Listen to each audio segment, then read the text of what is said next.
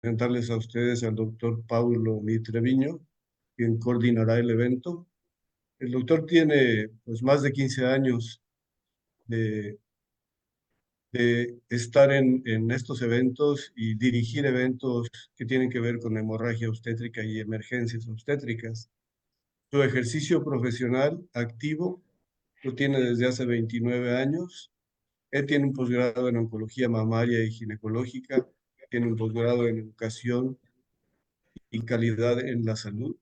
Es profesor nacional e internacional de emergencias obstétricas y también es investigador e implementador de estrategias y tecnologías en salud materna. Y por supuesto es nuestro actual presidente de la Federación Mexicana de Colegios de Obstetricia y Ginecología. Sean todos bienvenidos. Gracias, muchas gracias a todos los panelistas que también han aceptado estar con nosotros.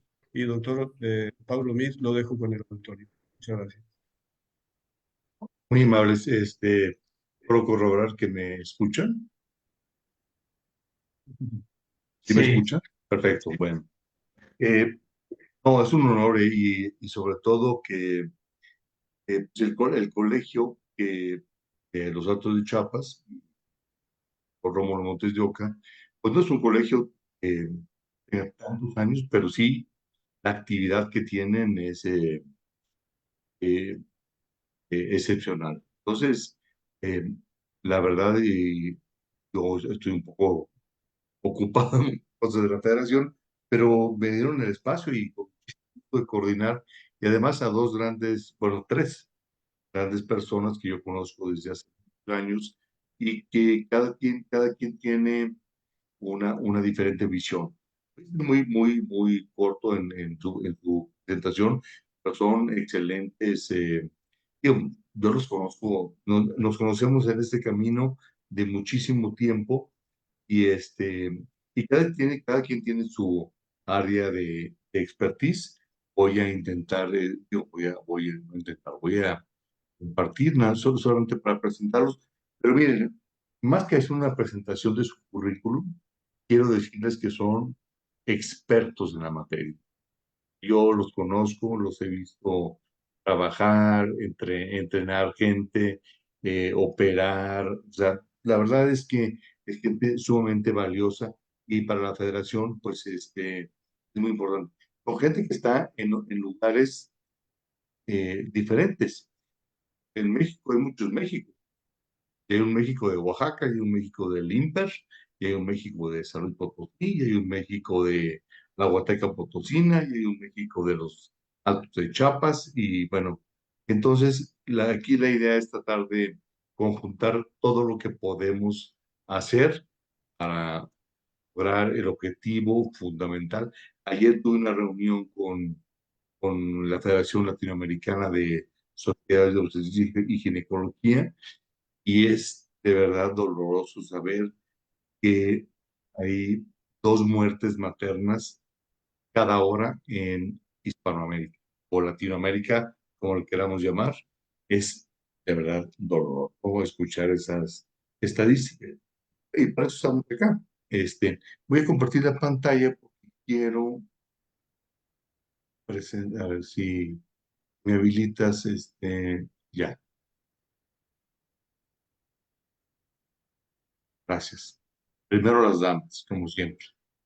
Eh, Esperanza estuvo por acá en San Luis Potosí la semana pasada en el curso que tuvimos de hemorragia bueno, yo estuve en Ciudad Juárez en el Congreso Regional, pero es una persona sumamente preparada que vino a prepararse antes de que ustedes entraran. Estamos planeando llevar esta iniciativa al sureste. Habla de hemorragia obstétrica y obviamente habla de muchos temas y entre ellos el atletismo, pero más allá del atletismo, muchas otras cosas. Entonces, es la doctora Esperanza Bautista. Algo que vi el WhatsApp. Y, y supongo que, bueno,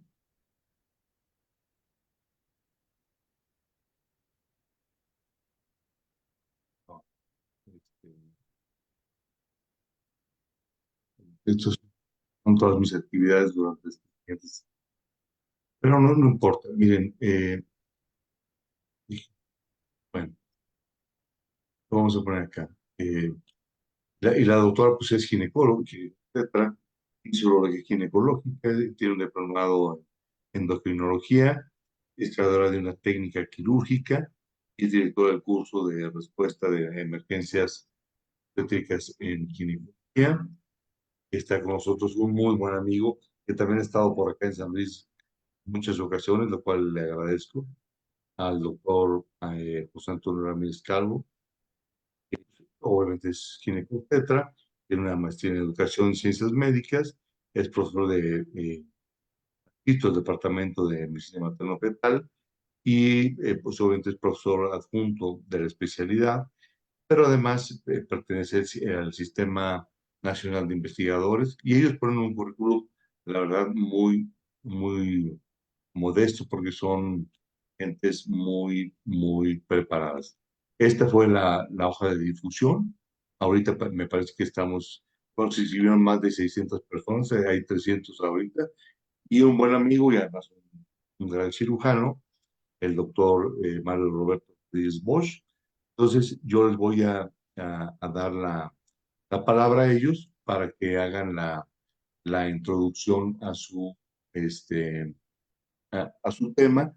Les pedí que no fuera muy extenso y porque nos gustaría tener la retroalimentación de las personas que están conectadas y sus dudas y sus preguntas. Bienvenido, José Antonio, la doctora Esperanza y seguramente estará por entrar a la presentación el doctor Rodríguez Bosch, pero bueno, eh, daremos, daremos paso al, a la parte inicial, que si Rómulo no estoy mal, la dará José Antonio, ¿es correcto? Así es, doctor, y el doctor Mario está saliendo de una cirugía, ya viene en camino, nos avisó. Así que está Perfecto, pronto a llegar. perfecto. Y el José doctor, Antonio, me da mucho gusto saludarte. Se me olvidó ponerme mi saco, pero aquí lo tengo, ¿eh?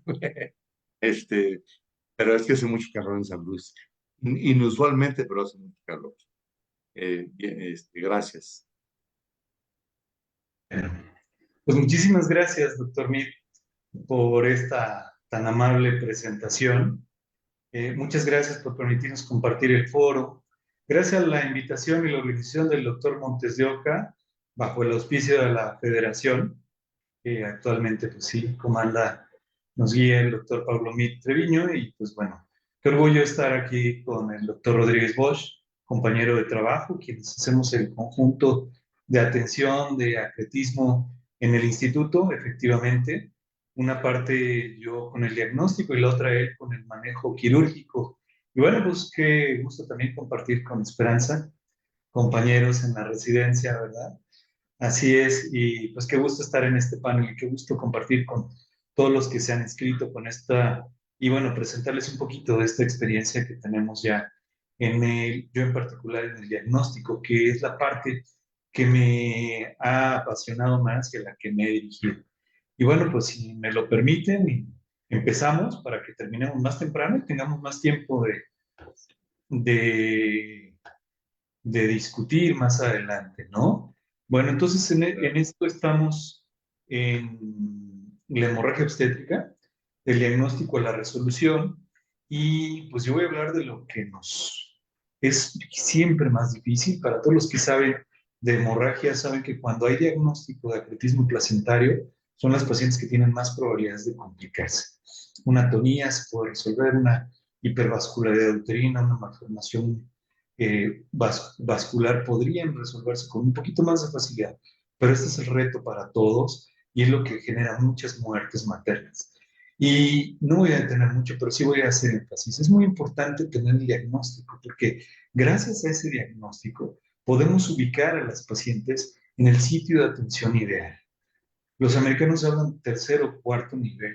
No importa si es tercero o cuarto, lo importante es que se cuente con los recursos necesarios para atender a una paciente. ¿Por qué razón? porque no queremos encontrarnos con estas imágenes. Por cierto, tengo que mencionar, todas estas imágenes quirúrgicas son cortesía del doctor Rodríguez Bosch, quien siempre me comparte los hallazgos después de los ultrasonidos que nosotros le compartimos a ellos. No queremos encontrarnos con una imagen así, una noche de viernes, de sábado en la madrugada, de domingo, en un hospital público donde de ser un... Doctor, disculpe, ¿Sí?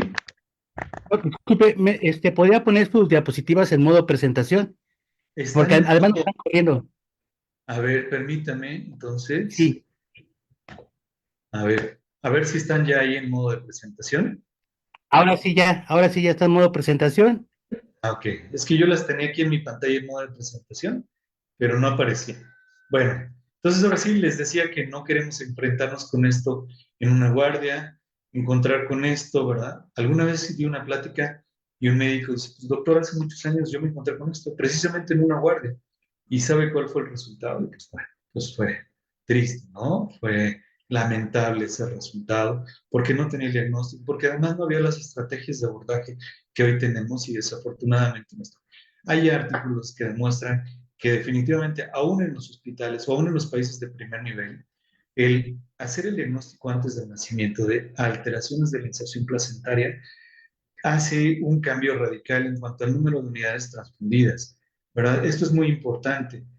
Nosotros hablamos aquí que se dispone de unidades para transfundir y en estos hospitales pues probablemente haya unidades para transfundir, pero si a nosotros en el hospital tenemos uno o dos paquetes disponibles para toda la noche, esto va a ser un cambio radical en cuanto a atenderla en un ambiente ideal, en un momento ideal, incluso en un momento ideal, o atenderlo o referirlo a un hospital altamente especializado y con todos los recursos. Entonces, definitivamente el diagnóstico es deseable. Ahora, aclarar, realmente hablamos actualmente de acretismo, encretismo, percretismo. Estos son diagnósticos histopatológicos y solo el patólogo puede hablar de eso, de que fue una creta, una increta, una percreta. Pero el mismo patólogo tiene problemas.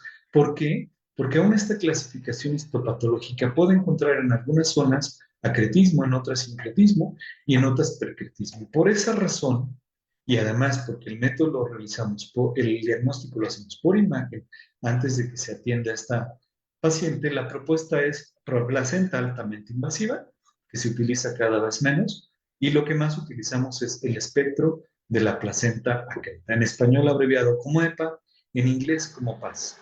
Placenta acreta espectro, ¿de acuerdo?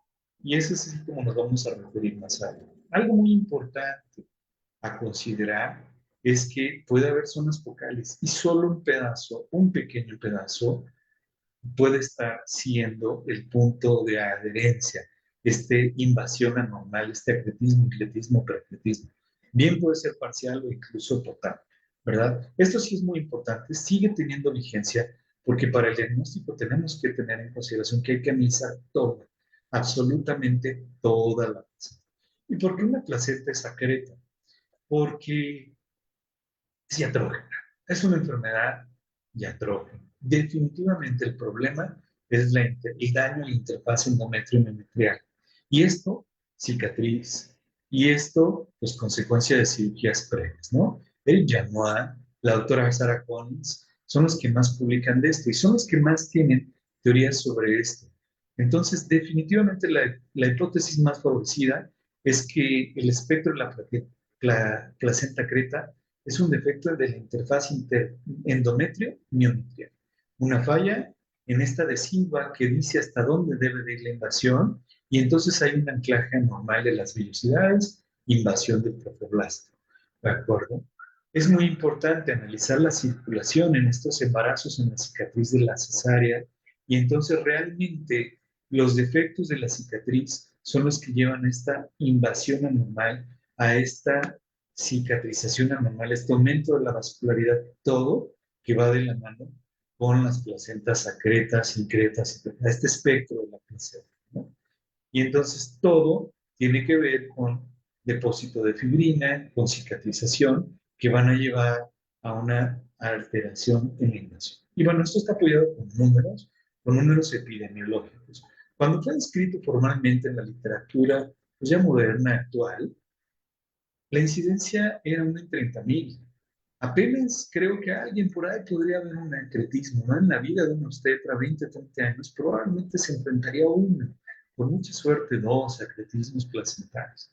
En la actualidad, 3 de cada 1000 embarazos podemos encontrarlo, en particular en sitios de alta incidencia de cesáreas como América Latina, ¿no? Como incrementó la cesárea, incrementó la incidencia de acretismo placentario. Sin duda, van de la mano. Y bueno, no se diga la asociación de número de cesáreas y placenta previa.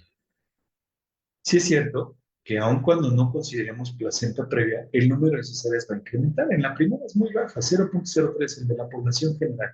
Segunda, 0.02. Tercera, 0.1. Cuarta, 0.8 y quinta, 0.8. Pero a partir de la sexta van incrementando hasta casi el 5%. Ahora, si además de encontrar un número de cesáreas, encontramos placenta previa, ese incremento es exponencial. Esto casi hace el diagnóstico en 2/3 partes. Si ustedes encuentran la asociación de cesáreas y de placentas previas, casi tienen el diagnóstico de acretismo placental. O al menos la sospecha tan importante como para referir a un centro de atención terciaria o cuaternaria especializado en la atención del acretismo placental. Sin duda, esto es lo que debemos de considerar. Todavía no le hago como tal un ultrasonido especializado, un ultrasonido convencional y tengo sus antecedentes. Número de cesáreas, placenta no previa, incrementan los riesgos. Número de cesáreas, placenta previa, incrementan hasta 2/3 partes. Nosotros lo analizamos con una pasante, vimos 700, obviamente no vimos 7.930 nacimientos, pero sí analizamos el expediente de estas 7.930 pacientes, de las cuales 290 tenían placenta previa y 144 acretismos, de 2019 a 2022. ¿Qué encontramos? Que cuando había una cesárea previa y la placenta era anterior central o posterior previa, pero anterior central o posterior, había un riesgo que iba del 8 al 15%. Pero ya cuando había 2 cesáreas, si la placenta era anterior o central, ya había 50% de probabilidades. Y si la placenta era anterior o central y teníamos 3 cesáreas, pues ya el 80% eran acretas. 80%, 3 cesáreas, placenta previa anterior, vean, es casi un diagnóstico suficiente para tener una alta sospecha. Y ahorita van a ver la postura de los colegas. Cuando la placenta es posterior, la probabilidad era mayor, pero aquí hay que hacer algo, un énfasis muy importante. Muchas veces la placenta, aunque sea posterior, por estar en el segmento uterino inferior, da la vuelta y se mete a la cicatriz. Entonces también hay riesgo, no lo podemos descartar. Yo pensé encontrar números más pequeños, pero no. Más del 30% de las posteriores previas eran acretas. Por lo tanto, una recomendación fuerte, con gran calidad de evidencia, es que aunque el ultrasonido es importante, la ausencia de signos ultrasonográficos, o sea, no nos crean siempre del todo a los que hacemos ultrasonido, siempre deben de prevalecer los factores de riesgos como un factor de prevención. ¿De acuerdo? Siempre, siempre, asociación acreta previa debemos de considerar. Ahora, ¿cuándo podemos empezar? Entonces dicen, no, pues esto es un diagnóstico como la placenta previa, es un diagnóstico de tercer trimestre, entonces en el tercer trimestre. Esto no es cierto.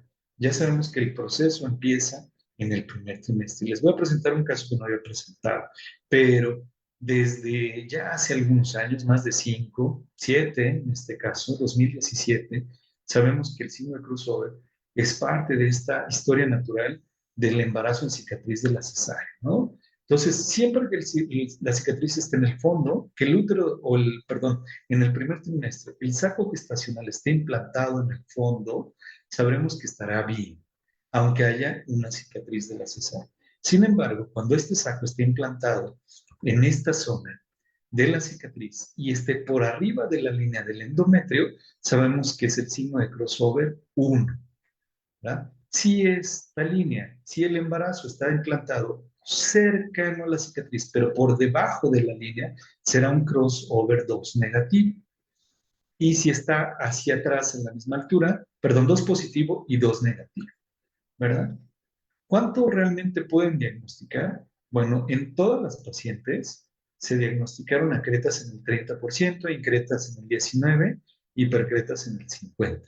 Cuando era COS1, es decir, cuando estaba dentro de la cicatriz, todas fueron incretas o percretas, pero el 100% estuvieron en este espectro de la placenta creta. Cuando era COS2 negativo, también el 100% estuvieron en el espectro de la placenta creta, nada más que hubo más secretas, menos incretas y menos percretas. ¿De acuerdo? Así es que estos signos son altamente confiables para el diagnóstico desde el primer trimestre del embarazo. Pero hay que tomar en cuenta eso. Hay que aprovechar este momento importante. Yo creo que todas las pacientes con antecedentes de más de una cesárea deberían ser evaluadas por endovaginal en un primer trimestre temprano para ver el sitio de inserción del saco gestacional. Y eso ya no está. Esto se validó más tarde, un año después, en grupo del mismo grupo, son italianos, incluyeron al doctor Palacio Braquemada, es argentino, que pues, es un expertísimo en esto del acretismo placentario, tanto en el diagnóstico como en el tratamiento, ¿verdad? Lo dice el doctor Rodríguez Bosch, pocos como él, hay unos en la vida, ¿verdad? Y bueno, esto también ya lo corroboraron un grupo americano, particularmente el comando del doctor Tim Trish, ¿verdad? También ya un poquito después, o más o menos después, hablan de esto, del nicho contra la cicatriz de la cesárea. Todos sabemos, y sobre todo los que hacen ahora histeroscopía, que puede haber defectos en esta cicatriz de la cesárea, y que esos defectos en la cicatriz de la cesárea, que hoy conocemos como ismocele, que también le llaman nicho, que pueden dar hemorragias, intermenstruales, postmenstruales, ¿verdad? Son el ambiente propicio para que una placenta se implante de manera inadecuada y que tenga una invasión anormal sobre esta zona de cicatriz de la cesárea. En cambio, cuando hay una cicatriz adecuada, esa invasión va a ser anormal. Sin embargo, como habíamos visto, el depósito de fibrina aún así va a permitir una invasión anormal. Entonces, esto hace una diferencia sobre las probabilidades de que la placenta se convierta en acreta o sea acreta, o incluso invada más allá y sea percreta, ¿verdad? Y llegue más allá. ¿Quién tendrá más probabilidad? Sin duda, pues la que esté en el nicho o el ismocele. ¿De acuerdo? Pues ya en 2022 todo el grupo, muchos expertos se pusieron de acuerdo en Estados Unidos, en Europa, para hablar sobre cómo deberíamos definir la cicatriz, el embarazo en la cicatriz de la cesárea, que antes se consideró un ectópico y que hoy debemos de considerar el precursor del acretismo placentario. Lo primero, separar el istmo del cervix y el segmento uterino inferior y el cuerpo uterino, ¿no? Entonces, el istmo es lo que determina una inserción normal de un saco gestacional o una inserción sobre el nicho o incluso más abajo sobre el cervix. Y este es el punto de partida. Entonces, nosotros podemos ver sacos gestacionales que están en el istmo, ¿verdad? Por debajo de este istmo y que están sobre, en este caso sería la cicatriz y en estos casos sobre el nicho, a un nivel tal que incluso se implante dentro de esta cavidad o vaya más allá de la serosa haciendo un percretismo. Entonces, cuando nosotros encontramos esto de manera temprana, debemos determinar el grosor del miometrio, porque esto es lo que va a determinar. Si es muy delgado, estamos viendo una invasión. Incluso si no se ve, pues estamos viendo más allá. Esto es lo que más adelante llamaríamos bulging, abultamiento de la placenta, ¿verdad? Y de acuerdo a lo que encontramos, podemos ver todo embarazo que se encuentre por arriba del istmo, pues le daremos seguimiento, pero la mayoría serán embarazos intrauterinos y placentación normal. Pero hay que seguir con mucho más detalle a los que estén por debajo del istmo e implantados dentro del nicho o la cicatriz, porque de ellos la mayoría serán acretismos placentarios. Todas estas pacientes deberán ser referidas a una clínica con una gran experiencia en la vigilancia. ¿Por qué? Lo bueno de esto es que incluso le damos la oportunidad de otros tratamientos para embarazos tempranos, ¿no? Bioquímicos, histeroscopía, que pudieran poner en menor riesgo a la paciente, ¿no? Y que pudieran tener menos hemorragia, o definitivamente, aunque ellas optaran por una interrupción del embarazo, definitivamente no es lo mismo esta edad gestacional que a término, ¿verdad? Sobre todo porque consideramos que estos pacientes tienen uno, dos o más hijos, porque tienen antecedentes de cesáreas. Desde 2017 lo empezamos a implementar, lo empezamos a tratar, justo es una paciente del doctor Rodríguez Bosch, y en esta paciente vimos cómo podíamos aplicar este signo de COS, perdón, y vimos cómo pues francamente era un COS-1 que estaba invadiendo más allá de la línea del endometrio y que definitivamente esta paciente está. Para los que no entiendan, no les quede claro, este es el hallazgo. Todo el mundo reporta y les dice a sus pacientes, lo estás perdiendo, fíjate, está hasta abajo, este embarazo se va a perder. Cuando me llegan diciendo eso, ya sé que estamos ante un embarazo, una cicatriz de la cesárea y una alta probabilidad. Dos datos, el saco de abajo y el fondo uterino vacío, ¿de acuerdo? Y esto es lo importante, esto es lo que hay que ver. Y ahí estamos viendo, vean, fondo uterino vacío, saco gestacional implantado abajo, vean el grosor miometrial muy, muy pequeño, que ahora podemos verlo. Definitivamente este paciente lo ve. Esta es otra que quiero presentarles y decirles, entonces que nadie es profeta en tierra ajena, ¿verdad? Tenemos que salir y tenemos que ir a ver. Esto ocurrió en nuestra institución. Y entonces vimos esto. Llegó a las 7 semanas y le piden una resonancia magnética fetal. 8 semanas con 6 días. La conclusión fue embarazo intrauterino de situación baja con presencia de embrión en su interior. Situación baja. 12 milímetros, baja. Nada más. Aquí nadie menciona riesgo de acretismo, ¿no? ¿Todo bien? Pues lo está perdiendo. Amenaza de aborto, pues es lo más lógico, está en el istmo, lo va a perder, ¿verdad? Pero bueno, esto regreso, no sé por qué se me marcaron aquí estas de nuevo, pero ahí está el caso clínico. Ese fue lo que encontramos, esto fue lo que nosotros vimos, la misma imagen que este de 7 semanas, aunque ya tenía 12, y vean, ahí está, un fondo uterino vacío, un saco gestacional allí. Ahí está, 34 años, un aborto, 2 cesáreas, 12 semanas con 2 días, y esto fue lo que reportamos, que el saco se encontraba implantado en la región ismica uterina, con placenta lateral derecha, cuyo componente anterior se encuentra sobre la cicatriz de la cesárea. De ahí de observarse el saco gestacional en la región inferior y el fondo uterino aparece vacío. A esta edad gestacional es difícil valorar, porque ya tenía 12 semanas, pero parece un signo de crossover COS2 positivo. Lo marcamos, ¿verdad? Ahí estaba el latidito, ahí estaba el embrión. Este bebé deja de latir su corazón una semana después y desafortunadamente aborto inevitable, ¿no?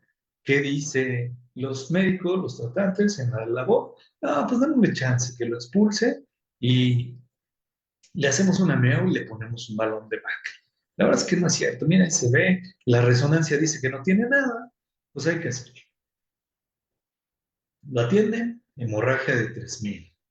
Balón de Bacri, no cede la hemorragia, histerectomía a los 2 días, una pérdida sanguínea total, 5,000 calculada, 4 unidades de plasma fresco congelado, 4 unidades eh, eh, de concentrados eritrocitarios. Entonces, sí se puede, sí créanos. Hay otro caso también que llegó a la raza, lo he presentado, pero es otro, ¿verdad? Que también le dijeron, bueno, pues vamos a esperar. No creemos porque no se puede hacer diagnóstico antes, pero al final de cuentas le hicieron una histerectomía en bloque porque sus maternos también corroboraron el acretismo y se resolvió bien, pero también con un nivel de hemorragia grande.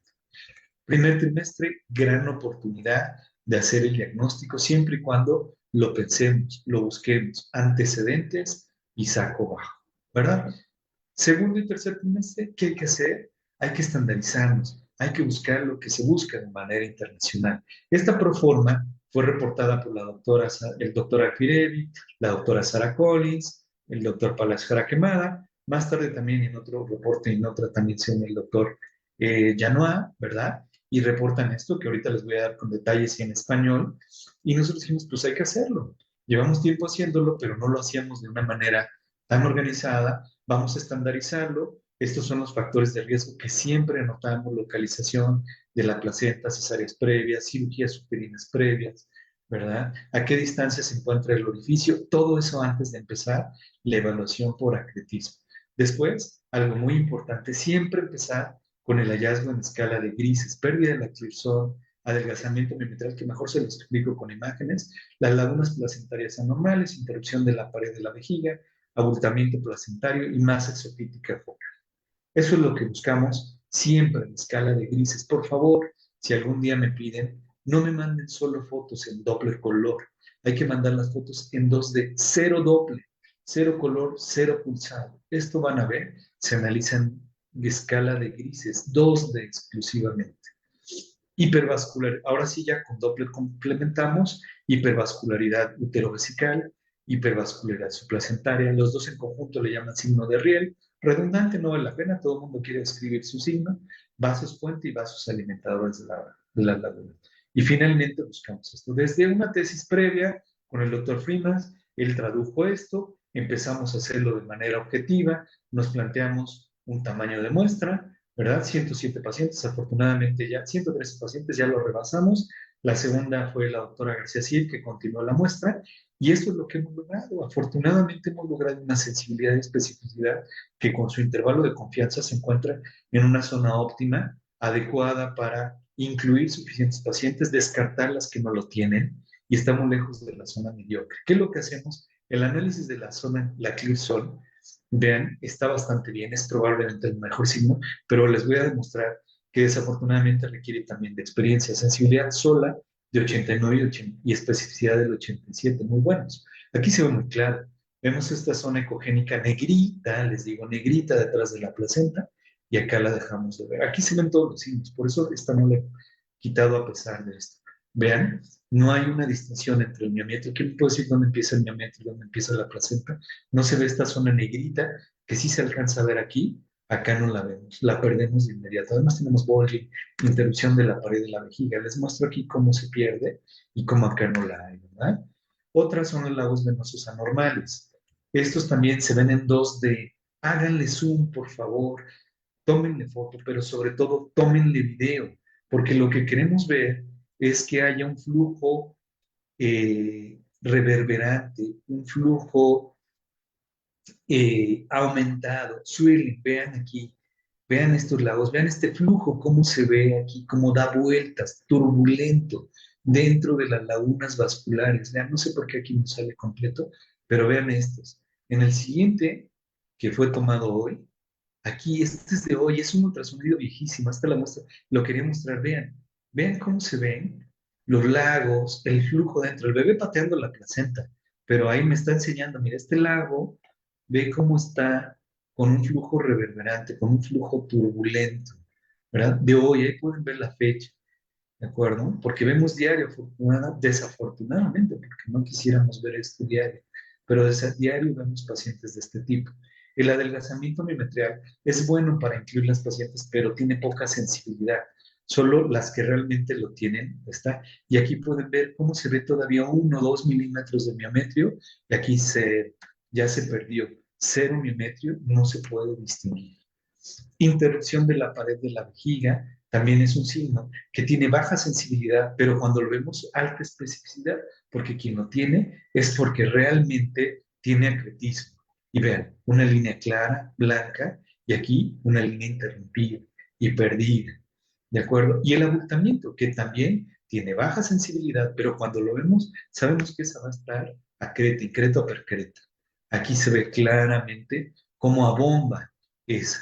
La masa exofítica se ve muy pocas veces, por eso creo que tiene poca utilidad, poca sensibilidad. Sin embargo, cuando está, hay datos de percretismo, ¿verdad? Ahora, la hipervascularidad. Siempre les pido que lo analicen con PRFs altas, porque si lo hacen con PRFs bajas, todas van a dar, porque la placenta está vascularizada. Pero si nosotros subimos, vamos a ver cómo están estos y estos allí. Tenemos estos vasos abundantes. Este PRF es de 6. Ni siquiera las uterinas las medimos así. Esto significa que esta vascularidad está incrementada de manera importante. Y no solo detrás de la placenta, sino al otro lado de la vejiga. Al otro lado de la vejiga vemos esta hipervascularidad. Y bueno, los otros son los vasos puente, estos que comunican el lado placentario uterino con el lado vesical. Yo tengo mis dudas sobre si realmente son datos de acretismo o son parte de esta cicatriz que se han utilizado, sí, sin duda, Doppler, Power Doppler, 3D espectral, y son que pueden funcionar, pero realmente tengamos mucho cuidado. Vean las fechas, 10 de febrero de 2015, 10 de febrero de 2015, un minuto antes, un minuto después. ¿Cuál fue la diferencia entre esta hipervascularidad mostrada por Doppler poder aquí y acá? Las PRFs. ¿Qué tanta sensibilidad le dio al ultrasonido? Por lo tanto, creo que seguimos siendo el 2D lo más importante complementado con estos vasos puente, con el Doppler y los vasos alimentadores de las lagunas. También, sin duda, esto es un dato. Ahí está, esta es una imagen clara con alto volumen, los dos vascularidades, retrovesical y subplacentaria, aumentadas, ¿no? Y esos vasos alimentadores, que esto sí, aquí ya le ponemos Doppler y ya vemos como muchos vasos alimentan a estas lagos venosos, ¿verdad? Nuestro desempeño final fue de una sensibilidad del 93 y una especificidad del 87%. Es este que se ve acá con un desempeño que pues está en zona óptima. La verdad es que podrás no ser arriba del 90, pero funciona bastante bien. Desafortunadamente también hemos aprendido que para esto necesitamos experiencia. Necesitamos ver muchas y muchas y muchas placentas. Y necesitamos ver esto y tomarnos el tiempo para analizarlas, porque si no nos damos el tiempo, yo más o menos me tardo por medio entre 15 y 20 minutos mínimo para evaluar solo la placenta, sin incluir al bebé, sin incluir a eh, el análisis. Vean, y nuevamente les digo, tómenle video, dense tiempo para ver cómo estos lagos venosos están y analizar uno otro lado de la placenta, desde arriba hacia abajo, en sagital, en coronal, en todos los cortes, también para ver el grado de invasión al paramétrico, porque ese grado de invasión, vean, tómenle videos así, por favor, mándenme estos videos o compartan estos videos donde vemos este flujo turbulento para que quien lo analice tenga más capacidad de ver. Vean cómo se ve. No le pongan color, no le pongan Doppler, no le pongan nada. Así se ve. Este es un endovaginal donde sin color vemos la hipervascularidad subvesical y retroplacental, ¿no? Y vean, ahí están, y están. Todos son de diferentes momentos de esta experiencia que hemos hecho. Aquí están cada uno de los signos y cómo tienen su desempeño en la actualidad con este corte de 180 pacientes que ya tenemos y donde nuestro desempeño ya ahora sí supera y se acerca al 97% cuando hay percretismo y una especificidad del 97%. ¿De acuerdo? Y creo que lo hemos logrado. Tenemos que aprender, cuando nosotros no sistematizábamos, aunque lo publicamos, esto tenemos que publicarlo ya también, y esto lo publicamos en Ultrasound, lo mandamos al Congreso y lo publicaron, y realmente aquí teníamos un problema, nuestra sensibilidad era mucho menor, 81 y 78, y desafortunadamente la ClearZone no nos daba el desempeño, necesitamos hacer experiencia, por eso, a pesar de que ustedes vean por ahí una, dos, no hay nada como aquellos que vemos desafortunadamente o afortunadamente para nuestra experiencia, 4 o 5 pacientes, o al menos 2 o 3 a la semana. Nada más les dejo entonces, inicia con los antecedentes del diagnóstico sobre el útero, considerar cirugías, localización y calidad de las cicatrices, ¿verdad? Considerar localización de la placenta, siempre vejiga llena, toda la extensión de la placenta, 2 dimensiones, complementar no láser, Doppler, perdón, ya estaba pensando en otras cosas, siempre estructurada y con lista de cotejo. Con gusto compartimos esta lista de cotejo con quien nos la solicite, ya en pláticas anteriores nos han escrito y se las hemos compartido con todo gusto. Muchas gracias.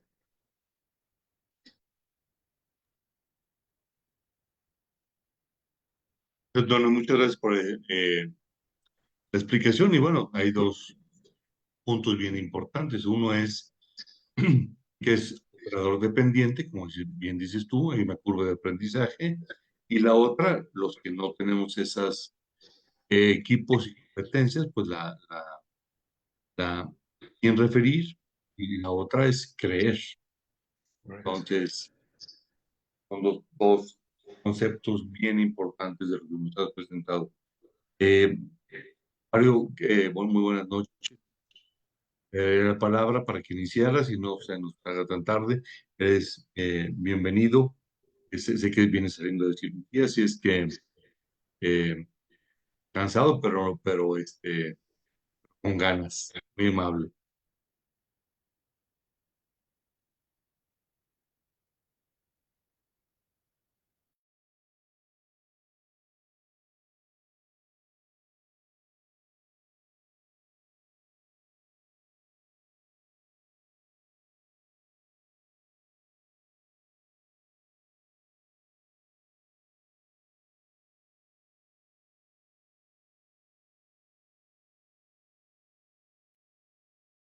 Mm, ¿sí nos escuchas, Mario?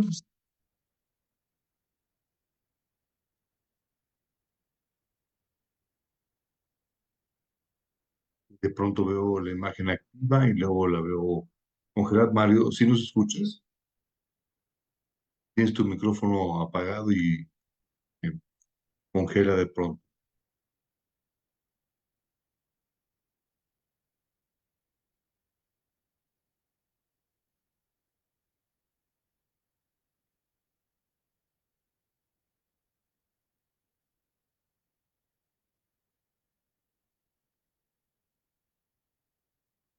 Bueno, aquí en el chat, Antonio, como siempre, felicitado.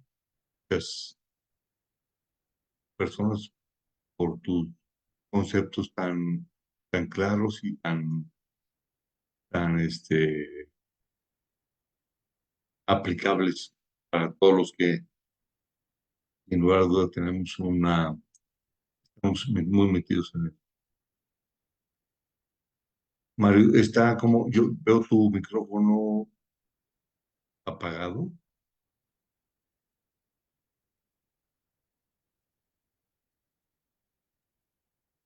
Hola Pablo, Hola, muy buenas noches. ¿qué tal? ¿Cómo están? Muchas gracias por la invitación. Perdón, pero sí estaba teniendo algunos problemas técnicos, aparte de que vengo llegando corriendo de un parto, pero se veía un poquito entrecortado. No sé si ustedes me escuchan bien. Bien, muy bien. Perfecto. Pues sin más preámbulos, muchas gracias por la presentación, Pablo, muchas gracias por la invitación a Cristóbal, muchas gracias a la Federación por tomarnos en cuenta para seguir platicando pues de este tema que nos apasiona, que es la hemorragia obstétrica y el acretismo. Y voy a empezar con la presentación porque pues sí, ya estamos en horario anticonstitucional con esto, a la hora que vamos a terminar. Gracias a todos también por su presencia. A estas horas, la verdad es que eh, el maestro Kashmer decía que la enseñanza entraba mientras la nalga aguantaba, pero la verdad es que aguantar la gente que tiene la disposición de meterse a este tipo de eventos académicos a estas horas refleja del gran interés, la gran participación, eh, la gran preocupación que tienen los ginecobstetras mexicanos por atender este problema tan grave que es la hemorragia obstétrica. Y bueno, en general del programa, a mí me tocaba hablar un poco del espectro de placenta creta en relación a lo que es la preparación preoperatoria, básicamente, a lo que es las técnicas quirúrgicas y los resultados institucionales que hemos tenido con nuestro manejo específico. Y pues bueno, sin ir más, sin dar más preámbulos, vamos a hablar un poquito pues, de escenarios críticos, ¿no? Cuando hay control prenatal y hay ultrasonido y le podemos mandar a la paciente al doctor Ramírez Calvo para que nos haga el diagnóstico prenatal y desde la semana 14, 15, 20 tenemos el diagnóstico, pues es bien fácil, pero ¿cuántas veces no nos ha tocado abrir una paciente y encontrarnos un escenario así al hacer la cesárea, ¿no? Paciente que no llevó control prenatal y pues cómo actuar en estos escenarios, ¿no? De manera muy general podemos decir que 300,000 mujeres mueren en el mundo por causas relacionadas con el embarazo y la cuarta parte son por Doctor hemorragia Rodríguez, obstétrica. Sí, dígame. disculpe, ¿podría poner sus diapositivas en modo presentación, doctor, por favor? Estoy en modo presentación. No, aquí las estamos viendo normalitas, es sin presentación. ¿Podría Doctor, compartir, voy volver?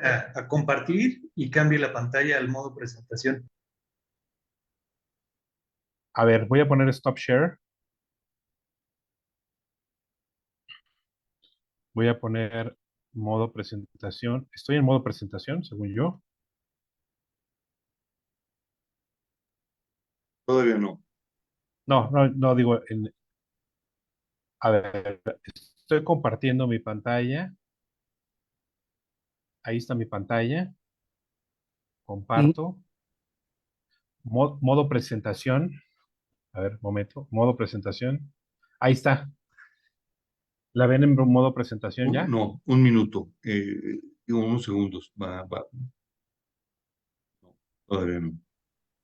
Doctor Rodríguez, dele otra vez a compartir y le aparecen varias opciones. Y ya en la opción le va a aparecer un modo de pantalla completo y vuélvale a dar clic allí. Eso me pasó a mí. A ver, le voy a haber dado, volver a compartir.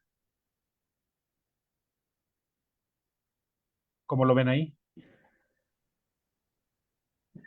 Ahí está. ¿Ya se ve la pantalla completa? Ya. Dice Listo. introducción. Perfecto, en letras guindas con blanco. Así es. Ahí lo ven ya? Sí. ¿Ven pantalla completa? Bueno, muy bien, pues muchas gracias.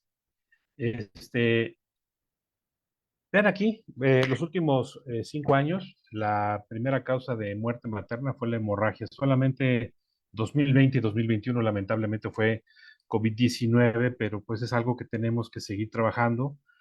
Todavía tenemos estadísticas de las primeras semanas hasta la semana 14 epidemiológica del 2024 y hemorragia obstétrica sigue siendo, pero por mucho, ¿verdad? 23.7% la primera causa de muerte materna. Entonces, tenemos que seguirnos preparando y seguir trabajando en nuestros protocolos para tratar de atacar esta causa de muerte terrible. Y bueno, en nuestro hospital no es la diferencia. Si bien vean aquí como en un periodo de tiempo, 95-2008, el 25% de nuestras mujeres se morían por hemorragia, que en aquella época eran 17 muertes maternas en ese periodo de tiempo. Ahora el 25% de nuestras muertes son por hemorragia, que ya nada más son 8 muertes maternas, la mitad en este periodo, pero sigue siendo la cuarta parte. Ahora, recalcar muy importantemente que solamente dos mujeres del año 2012 al 2022, o sea, en los últimos 10 años, solamente hemos tenido 2 muertes maternas por hemorragia. Esto habla del gran esfuerzo que hemos tenido y de los protocolos que hemos tenido trabajando para ir abatiendo cada vez más estas causas de muerte materna por hemorragia. Y vean aquí lo que les decía, no solamente la muerte materna en hemorragia, sino la muerte materna en general. Vean cómo en los años 2015, 2017, 2020 y 2023 y lo que llevamos de 2024, no hemos registrado una sola muerte materna en el instituto. Y la verdad es que esto es un hito histórico. Si ustedes pueden ver los años anteriores, desde 1995, pues siempre se morían 4 o 5 pacientes por año. Y en los últimos años hemos logrado que la tasa de muertes aquí está 1.3 por año en los últimos 10 años, lo cual para un hospital que maneja población con muy alto riesgo de mortalidad, cardiópatas, hipertensas, diabéticas, nefrópatas, placentas secretas, que ahorita van a ver la prevalencia que tenemos de placentas secretas, pues es un gran logro y es algo que nos deja mucho orgullo el ver cómo estamos pudiendo abatir la muerte materna, no solo por hemorragia, sino por otras causas. Centrándonos en el tema del abscesismo placentario, pues en 1937 se describe por primera vez el problema en un trabajo del doctor Frederick Irving y Arthur Hertig, patólogo y ginecólogo, una serie de 18 casos en el International Journal of Gynecology and Obstetrics del 2018 hacen esta mención del año 37, y desde ahí, que cuando se reporta este caso hablan como un evento sumamente raro y esporádico de la ginecobstetricia, para ver cómo ha ido incrementando a partir de esos años. Y bueno, la definición pues está de más, es una inserción anómala de la parte de la placenta o de toda la placenta, con una ausencia total o parcial de la decidua basal, y esta penetración del miometrio puede ser variable, ¿verdad?, de su gravedad, siendo la variante más grave el percretismo, y aquí podemos ver las variantes, ¿no? La placenta acreta, donde las vellosidades apenas invaden el miometrio, la placenta increta, donde ya prácticamente todo el miometrio está infiltrado por vellosidades coreales, por placenta, y la percreta, donde ya incluso puede haber invasión hacia la serosa, ¿verdad?, y hacia órganos vecinos. ¿Qué factores de riesgo tiene un paciente para placenta creta? Pues el más importante es una combinación, estos dos que están en azul. Tener una cesárea previa o cesáreas previas, combinado con que en el ultrasonido se le ve una paciente con placenta previa, es la principal combinación, la combinación ideal para que sospechemos placenta creta, y eso no lo debemos de olvidar. Puede haber antecedente de miomectomía, de legrados, de histeroscopías, de muchos otros factores, pero si nosotros desde el control prenatal vemos una paciente que tiene una o varias cesáreas previas y le vemos en el ultrasonido una placenta de inserción baja, aguas, eso puede ser un acretismo placentario. Y véanlo aquí, por ejemplo, como vean que en la parte azul, en las flechas triangulares, podemos ver cómo hay mujeres que tienen aquí hasta 5 cesáreas previas, ¿verdad? En lo azul, pero si la placenta no está previa, como podemos ver aquí, la posibilidad de que la paciente tenga una placenta creta es de menos del 10%. En cambio, si, si la paciente tiene la misma cantidad de cesáreas, 5 cesáreas, pero tiene un componente de placenta previa, aquí aumenta la posibilidad hasta un 70% de que la paciente tenga una placenta creta. Ahora bien,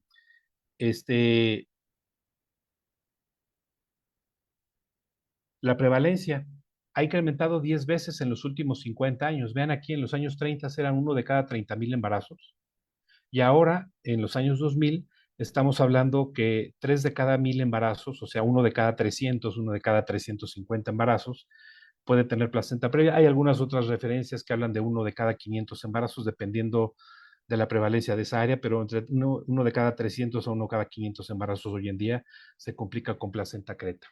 Y vean aquí en el Instituto Nacional de Perinatología, que nos hemos vuelto un centro de referencia nacional desde hace muchos años, vean cómo nada más hasta el año 2022 teníamos que en 2015 atendimos 28 casos de placenta creta en ese año, y ahora en el 2022 48 casos de placenta creta, o sea, 20 casos más, prácticamente uno por semana, si lo consideramos en esta diapositiva.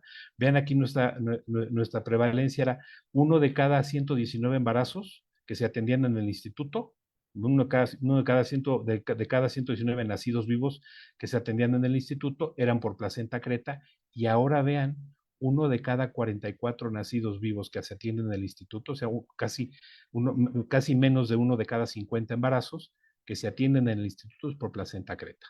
De hecho, el jueves pasado operamos una paciente con placenta creta. Ayer martes operamos una paciente con placenta creta. Mañana jueves vamos a operar el segundo tiempo de la placenta creta del jueves, y tenemos una paciente que llegó con placenta creta esta semana de Oaxaca, de 34 semanas, que muy pronto se va a interrumpir. Entonces, prácticamente estamos operando una paciente con placenta creta una vez por semana, y a veces hemos tenido en la misma semana 3 o 4 casos que se han juntado en la misma semana. Entonces, estamos muy orgullosos en el sentido, como decía José Antonio, pues no nos da gusto ver estos casos porque está reflejando algún problema de atención, ¿no? Un problema en la técnica quirúrgica de la cesárea, un problema. Yo tengo 30 años haciendo cesáreas y nunca he tenido una placenta creta en mi vida, pero estamos viendo cada vez más. Entonces hay algo que tenemos que analizar en cuanto a la técnica quirúrgica de la cesárea, en cuanto al protocolo de cierre, algo que está influyendo en que tengamos más placentas secretas, pero nos da gusto que estas pacientes lleguen al instituto, no porque no represente un reto, es un reto y es una situación muy compleja, y son pacientes con un alto riesgo de morbilidad y mortalidad, pero estamos contentos porque sabemos que la paciente que llega al instituto recibe una atención óptima y que sus posibilidades de vida son las mejores que puede tener en el país, sin sonar presuntuosos. Entonces, nosotros estamos en la disposición de recibir cualquier paciente con placenta creta que nos quieran referir del país. Estamos en la mejor disposición de recibirlas, y al final vienen ahí mis teléfonos, mis correos, mis redes sociales, para que nos hagan el favor de, si tienen un caso que quieren referir, con todo gusto atendemos la solicitud y la recibimos. Y bueno, de modalidades de tratamiento, pues siempre se ha hablado de 3 tipos de modalidades de tratamiento. Bueno, dos tipos de modalidades de tratamiento en realidad en general.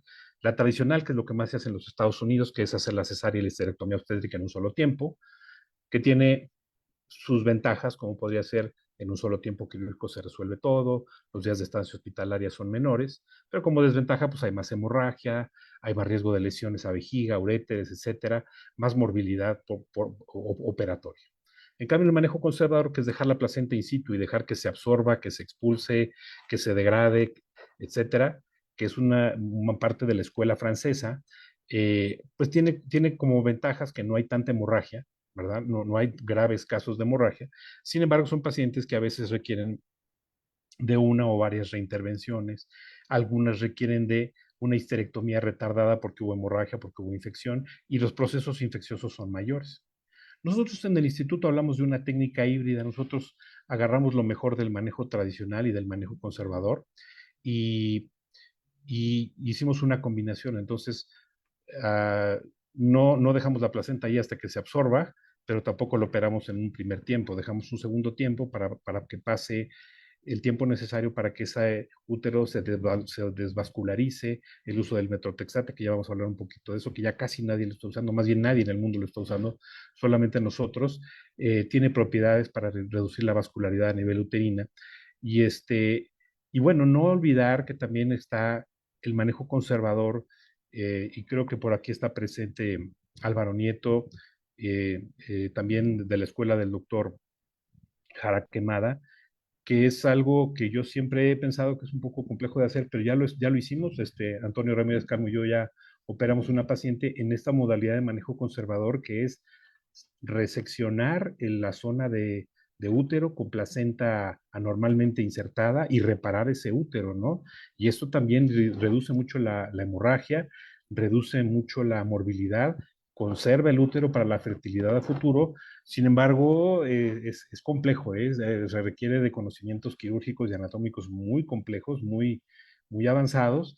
Tiene que hacer un equipo con mucha experiencia, pero la verdad es que también es otra modalidad de tratamiento que hemos olvidado, quizás porque lo trabaja un grupo latinoamericano, es quien lidera este tipo de investigación, pero que la verdad es que es una modalidad de manejo muy adecuada, y les digo, nosotros ya hemos hecho la incursión en empezar a hacer este tipo de manejos y hemos tenido buenos resultados. Y en algún foro que platicábamos ahora recientemente en Comego, justamente estaba el doctor Jara Quemada, platicábamos que el que es buen cirujano de placenta creta debe de saber hacer todo. O sea, debe de hacer cesárea histerectomía en caliente, porque si la paciente está sangrando no te puedes esperar a dejarle la placenta ahí. Debes de hacer manejo en 2 tiempos, y también debes de saber hacer manejo reparativo, ¿no? Quitar la placenta y reparar el útero. Entonces creo que hoy en día el que se jacte de decir que es un buen cirujano de placenta creta debe de saber dominar todas las modalidades y todas las técnicas de manejo. Y bueno, hablando un poco del manejo conservador, pues la escuela quizás más repetitiva es la escuela que representa el doctor Alireza, el doctor Michael Berford en Houston. Ellos tienen un centro de referencia de placentas secretas que también tiene una gran cantidad de casos. Y vean cómo el manejo tradicional no está exento de complicaciones. Vean aquí, por ejemplo, en lo que dice pérdida estimada de sangre en el grupo multidisciplinario, 2.1 litros, pero el rango va de 0.5 a 18 litros. Y en el grupo no multidisciplinario de 0.8 a 14 litros. La cantidad de paquetes globulares transfundidos es de 4, pero va de 0 a 24. Eh, el porcentaje de pacientes que recibieron más de 4 unidades de sangre, igual o más de 4 unidades, fue de 65%, o sea, nada despreciable. Más de la mitad de las pacientes se fueron con una transfusión sanguínea, y vean aquí, hasta 30% de las pacientes tuvieron lesiones vesicales en el procedimiento. Entonces, les decía, el manejo tradicional tiene ventajas porque aquí se hacen con grupos disciplinarios, donde entra el urólogo, donde entra el hematólogo, donde entra el radiólogo intervencionista, donde entra el oncólogo, y la operan en caliente y no se les muere de hemorragia porque tienen 1000 paquetes de sangre y tienen 1000 plasmas y toda la tecnología a su lado, pero no deja de haber morbilidad. Y en cuanto al manejo conservador, pues es una manera que consiste en evitar la histerectomía, ya decíamos, salvavidas, sobre todo en centros donde no hay recursos para atender de manera quirúrgica a una paciente con una hemorragia grave, y podría permitirle la fertilidad. Por ejemplo, en este trabajo de Franz se vio como de 167 pacientes hubo éxito en 131 casos, es bastante bueno. Sin embargo, 36 requirieron histerectomía diferida.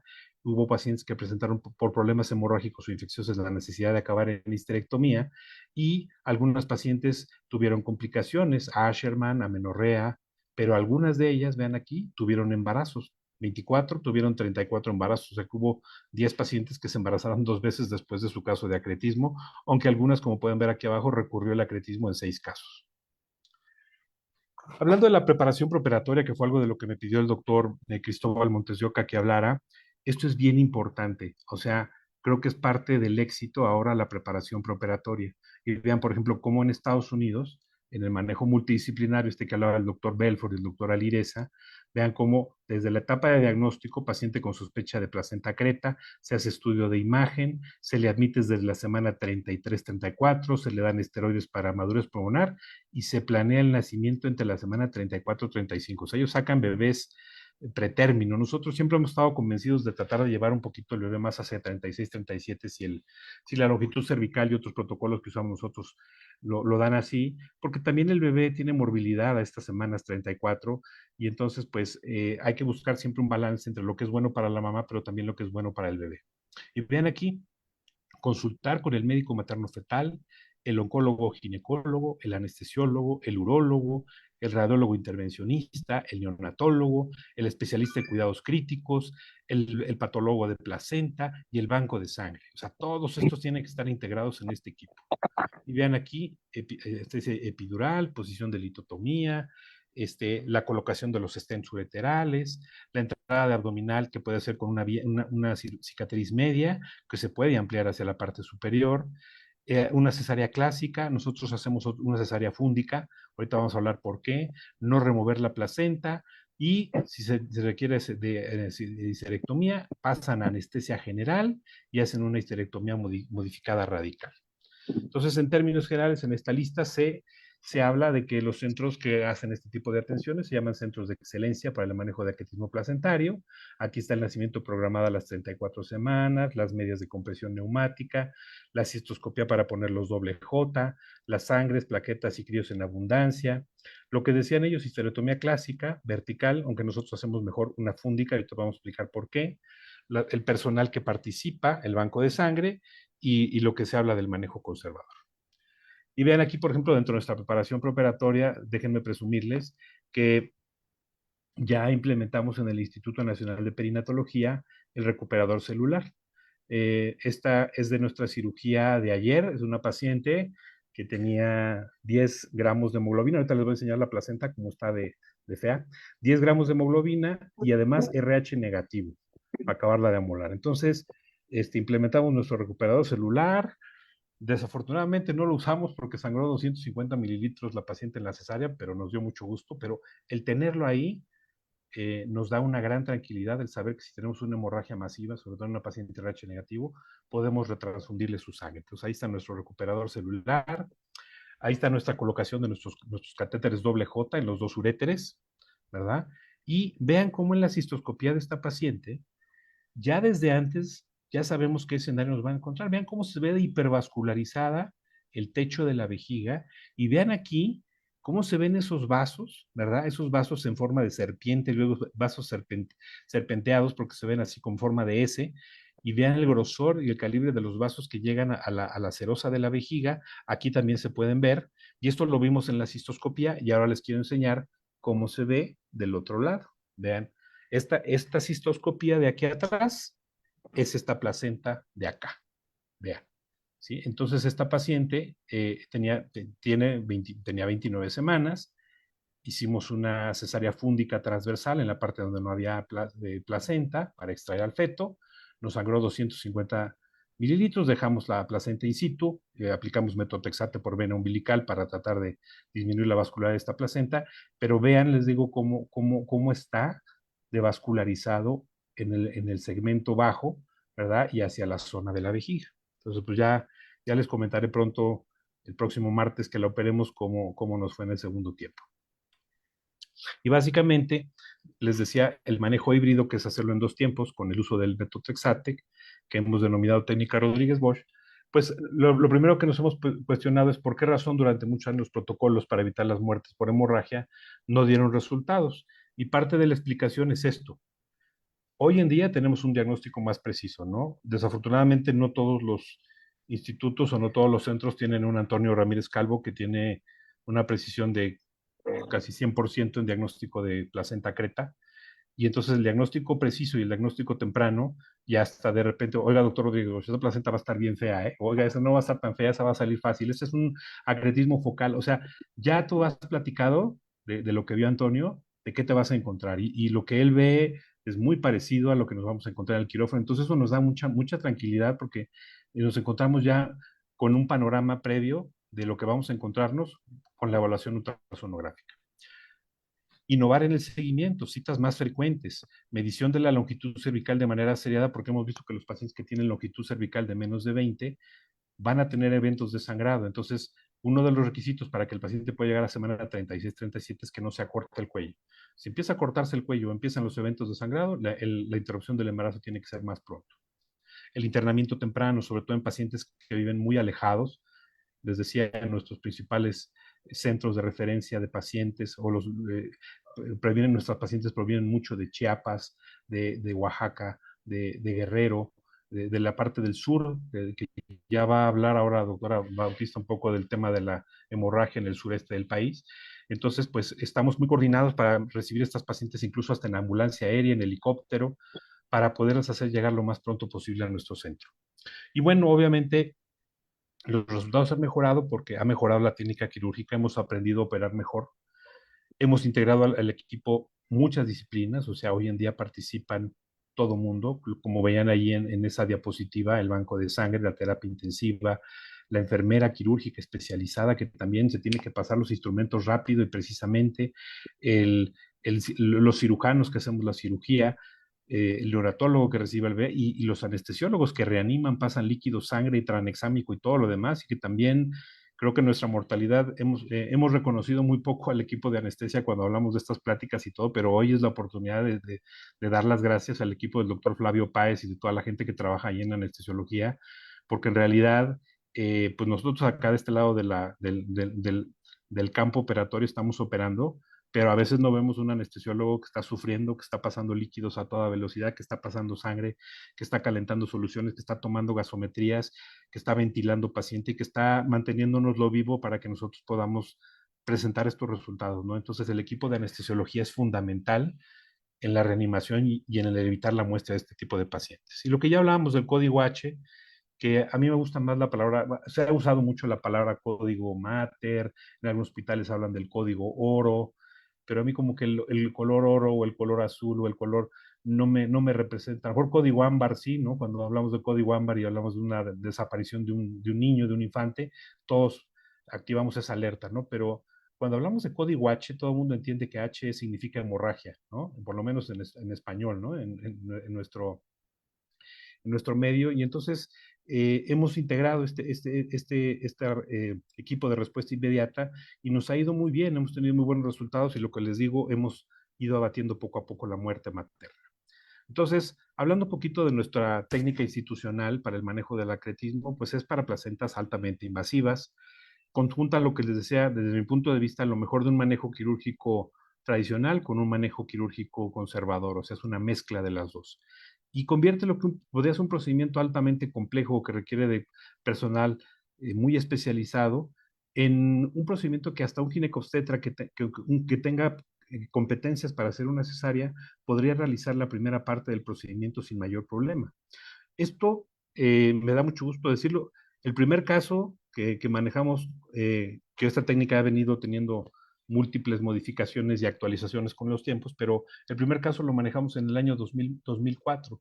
O sea, ya llevamos 20 años operando pacientes con placenta creta y creo que hoy en día podemos decir que hemos ido pasando la prueba del añejo, la prueba del tiempo, hemos ido mejorando nuestros protocolos y hoy en día, en ese momento, ese primer caso, que es un caso que casi me cuesta a mí la carrera y casi me corren del hospital por intentar hacer algo un poco extraño para esa época, pues hoy en día es el estándar de manejo de la placenta creta en nuestra institución y muchas otras instituciones del país han tomado parte de nuestro manejo y lo han implementado en sus hospitales.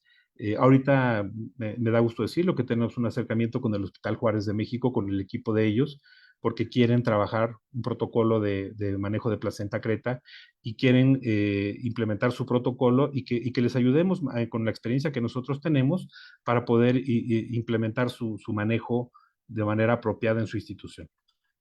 Y bueno, pues lo que ya decíamos, si se detecta el acretismo desde la etapa prenatal, pues se le da seguimiento estrecho, se hospitaliza entre semana 33-35, se programa semana 36-37, el equipo quirúrgico ya platicamos, y si no hay sangrado activo, se puede dar manejo híbrido o técnica Rodríguez-Bosch, que consiste en no incidir el útero hasta evaluar por completo el escenario, solicitar ayuda, ampliar la incisión, si hicimos una FAN, pues hacer la malar, si es media, pues hacer la supraumbilical, y ya cuando podemos ver bien, reevaluar la extensión del acretismo, ver si están invadidos los paramétrios, la parte posterior, ver el grado de invasión hacia la vejiga, etcétera. Y lo más importante, exteriorizar el útero, y ahorita van a ver por qué. Así se ve una placenta creta cuando está el útero dentro de la cavidad abdominal. Y si ustedes, yo les pregunto en este momento, ¿dónde cortan? Pues donde quiera que corten va a sangrar. Pero si yo exteriorizo el útero, vamos a ver que queda libre esta parte, ¿verdad? Donde no hay vasos, donde hay una menos vascularidad y donde si yo corto para extraer al bebé aquí, va a sangrar mucho menos. Entonces, pues o sea, nosotros recomendamos una incisión fúndica transversal y no nos gusta la idea de hacer una vertical porque si se extiende por alguna razón la histerotomía, se puede extender hacia los vasos y hacia la placenta y empezar a sangrar. Entonces nosotros nunca hacemos incisiones verticales, hacemos incisiones fúndicas transversales, no traccionamos la placenta, la dejamos in situ, drenamos el cordón y aplicamos 120 miligramos por metro cuadrado de metotrexate, pero aclaro, no intravenoso, sino directamente por el cordón umbilical, por la vena umbilical, porque pensamos que localmente tiene mucha menos toxicidad este medicamento hepática y hematológica, y de hecho no hemos tenido eventos graves de toxicidad hepática o hematológica cuando lo aplicamos por esta vía, mientras que por intravenosa se han reportado accidentes hasta muertes de pacientes por el uso de metotrexate intravenoso. Se deja un drenaje tipo BioVac para permitir la salida de los lóqueos, porque no olvidemos que si la placenta tiene una placenta previa oclusiva total, pues no tiene por dónde salir los lóqueos. Entonces aquí donde puse la raya roja es no incidir aquí, y donde está la raya verde, aquí sí incidimos. Aquí se ve cómo se está haciendo la incisión, está sangrando muy poquito. Se ve ahí el amnios, se ve tomado con pinzas los bordes y se ve que no hay sangrado, y acá abajo se ve la placenta. Tomamos los bordes con pinzas de anillos, identificamos bien el cordón umbilical, pasamos un catéter de alimentación infantil, de esas onditas de alimentación infantil, y pasamos el metotrexate que nos lo calcula la doctora Belmont de farmacología y ella nos da el rescate con ácido folínico. Muy importante no dar metotrexate si no damos rescate con ácido folínico por el tema de la toxicidad. Y ligamos el cordón, doble ligadura, dejamos la placenta in situ, ponemos el drenaje tipo BioVac para la salida de los lóqueos y lo sacamos por la histerografia y una contrabertura lateral en flanco derecho o flanco izquierdo. Y así queda el útero. Aquí está toda la placenta en la parte de abajo. Aquí está la reparación de la histerotomía fúndica transversal, el drenaje, y damos un segundo plano a la histerografia para que no queden bordes cruentos que se puedan adherir aquí intestinos u otras cosas a la cesárea. Vean aquí un útero cuando no usábamos drenaje, vean cómo se acumula toda esa sangre que además se infecta, y cuando hay drenaje pues no pasa eso. Ya les decía, dos planos en la histerografia para evitar superficies cruentas. Ponemos un parchecito de piplón en la histerografia para que no se nos pegue el intestino, nos pasan los primeros casos y desde entonces dejamos ese parchecito de piplón. Ya no usamos la medición de fracción beta basal y semanal porque no resultó útil. Se dejan antibióticos profilácticos y se mantiene en hospitalización. Y antes se embolizaba a la paciente, pero lo abandonamos en septiembre del 2019. Ahorita les voy a decir por qué. Y se hace una histerectomía total o subtotal con énfasis en la hemostasia y en la disección vesical. Aquí se ve el útero cerrado en dos planos con su drenaje. Aquí se ve el epiplón, que hacemos una especie como de pantaloncito y colocamos el epiplón encima de la histerografia para que no se nos pegue intestino u otra cosa ahí en la histerografia.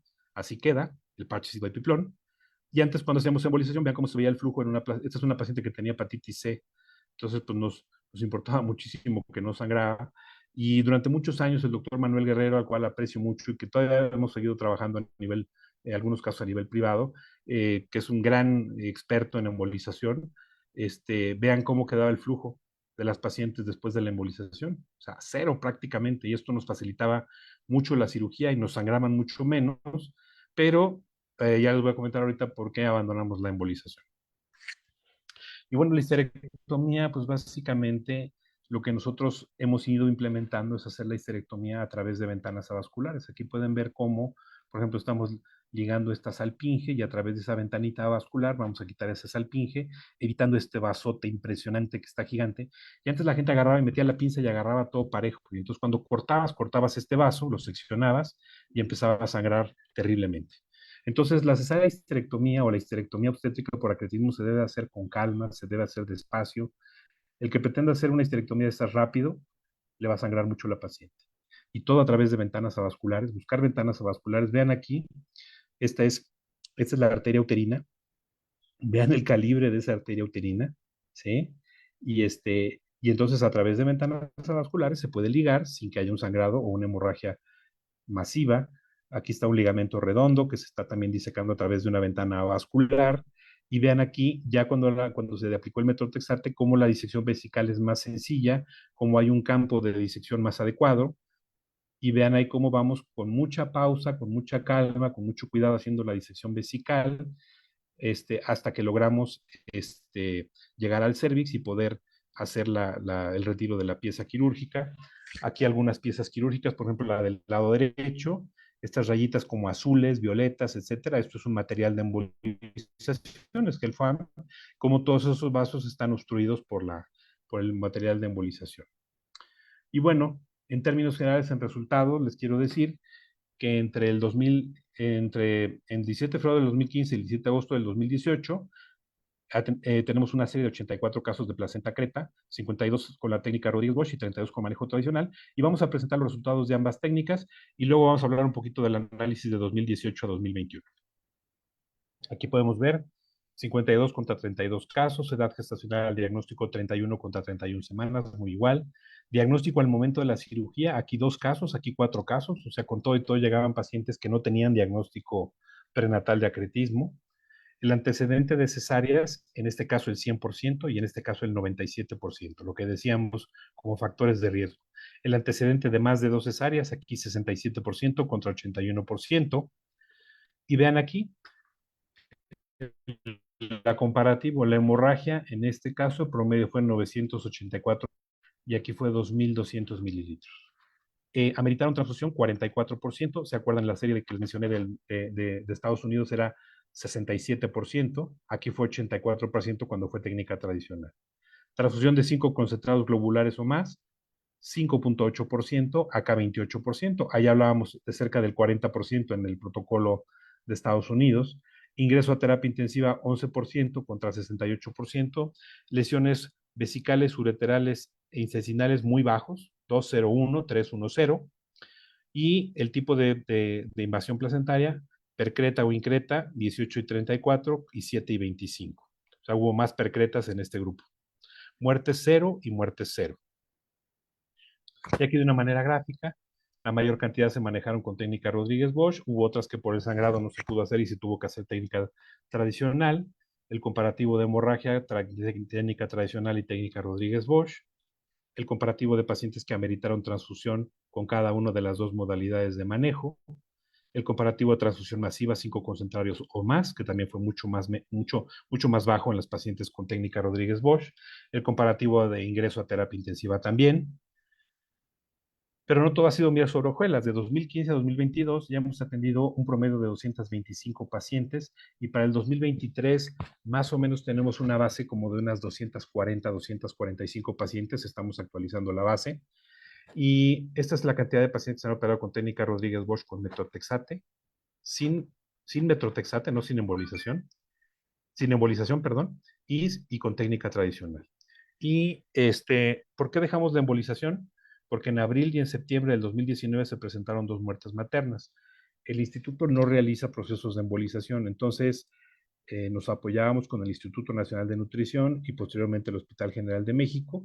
Una muerte ocurrió en un hospital y el otro muerte ocurrió en otro hospital, básicamente derivada de procesos de tromboembolia masiva por el uso porque además hay que entender que la placenta creta es una placenta que está, aparte de muy vascularizada, tiene una gran cantidad de fístulas arteriovenosas, entonces tú pones el medio de embolización en un lugar y aparece en otro lado sin que esto se pueda controlar tan fácilmente. Entonces, hubo dos casos de tromboembolismo masivo que nos obligaron a replantear nuestro protocolo y decir, bueno, si no se me mueren de hemorragia y se me mueren en la embolización, pues no estoy logrando nada, ¿no? Entonces, prefiero asumir el riesgo de una hemorragia, que yo sé que la puedo controlar, a, a que la paciente muera en la embolización y ni siquiera llegue a la cirugía. Entonces, por eso abandonamos desde 2019 la embolización y ahora solamente manejamos metotrexate, 2 tiempos quirúrgicos y los resultados son bastante similares a la embolización, sangran a lo mejor un poquitito más, pero no hemos tenido muertes maternas.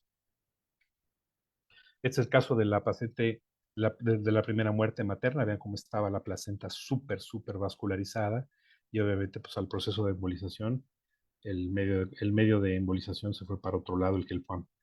Y esta es la paciente con placenta creta número 2, que también fue la segunda muerte materna.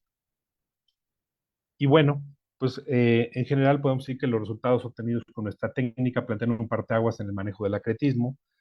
Ya pudimos comparar con protocolos internacionales que las tasas de hemorragia y complicaciones operatorias son iguales o mejores que las reportadas en los mejores centros mundiales, que la reproducibilidad de la cirugía inicial puede permitir en el futuro reducir la muerte materna por hemorragia asociada al acretismo placentario y lo más importante que decía yo, que este modelo de manejo se vaya adoptando en otros hospitales, que ese es mi sueño.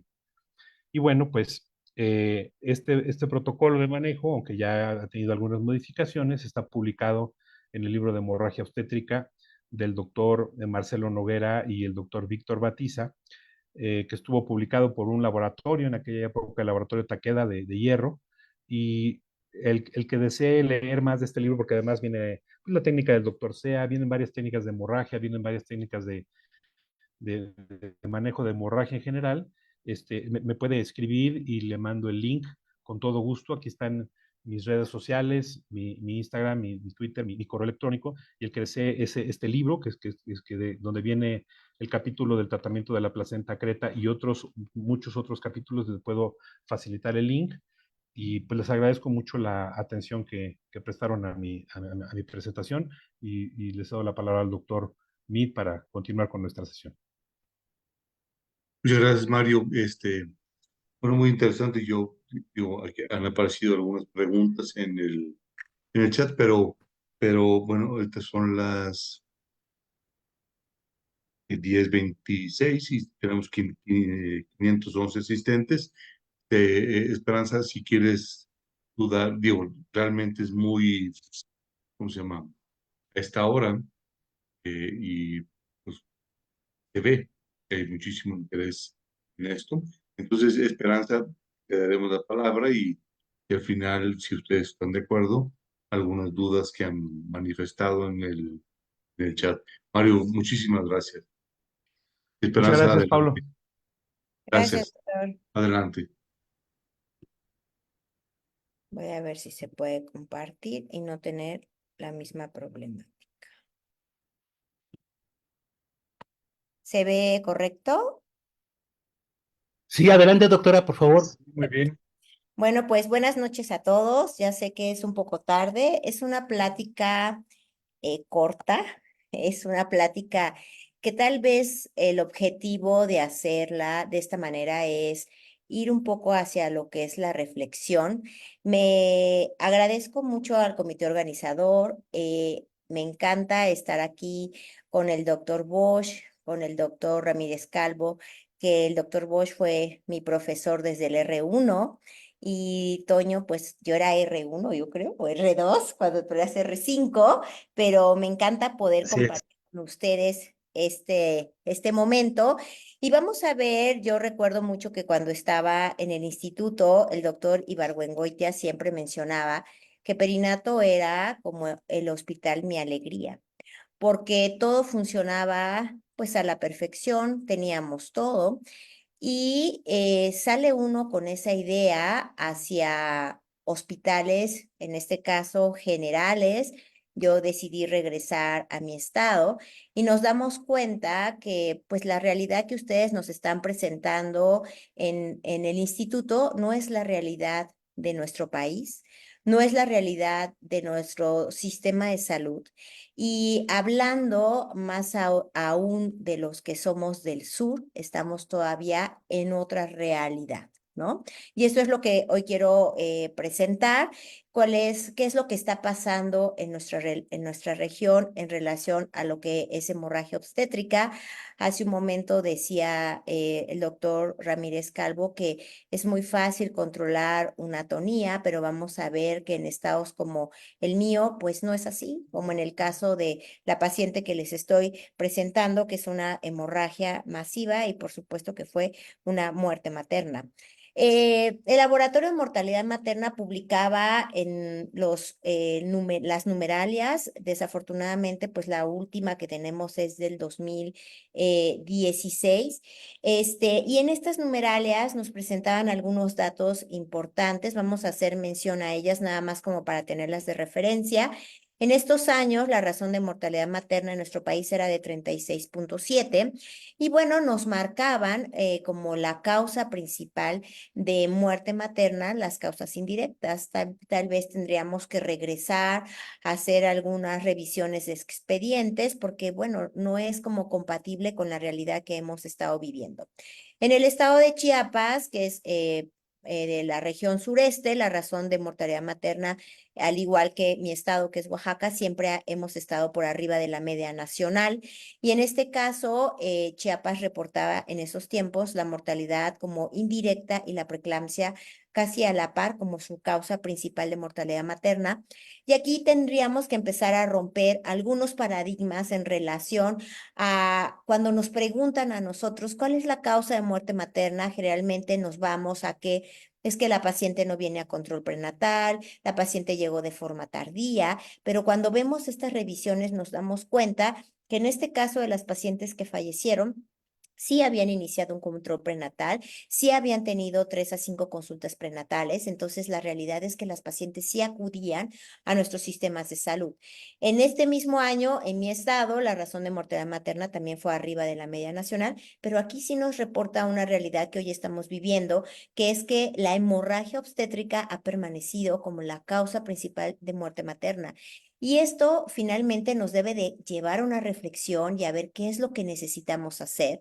¿Por qué? Porque sabemos que la hemorragia es la causa más prevenible de mortalidad y esa atonía que mencionaba el doctor Ramírez Calvo tal vez no la estamos sabiendo detener a tiempo y por eso tenemos estos resultados. En esta numeralia, pues fíjense cómo el 50% de las pacientes sí tenían una consulta en los primeros meses del embarazo, sí tenían entre 3 a 5 consultas, casi el 20% tuvo más de 5 consultas prenatales.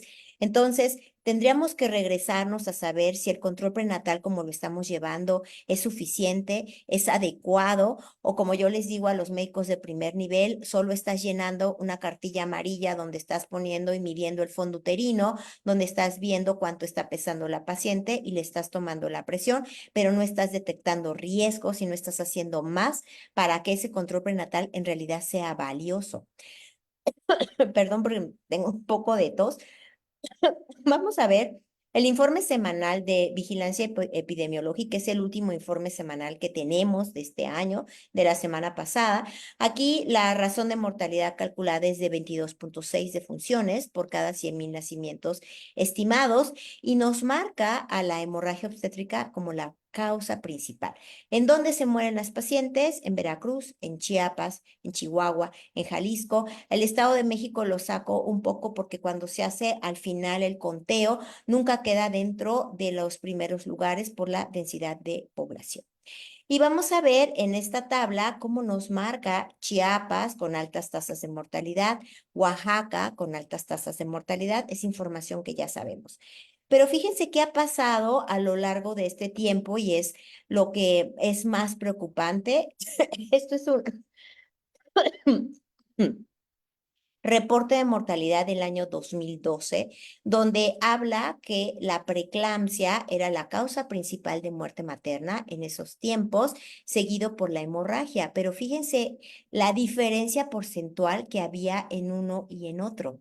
Esta es una tabla también de antes de la pandemia, donde también las enfermedades hipertensivas estaban antes de la hemorragia. De hecho, cuando nosotros decidimos estar en la capacitación de la emergencia obstétrica, siempre preeclampsia era un punto pivote porque era nuestra principal causa de muerte materna.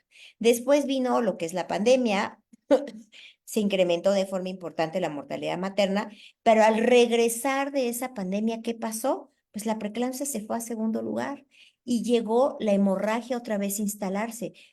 No estamos capacitando, nuestro personal no tiene los recursos necesarios para atenderlo, porque eso es lo que es verdaderamente preocupante. Si nosotros vemos como estas tasas de mortalidad que se han tenido del 2007 al 2022, vemos que en realidad la razón de mortalidad ha disminuido muy poco.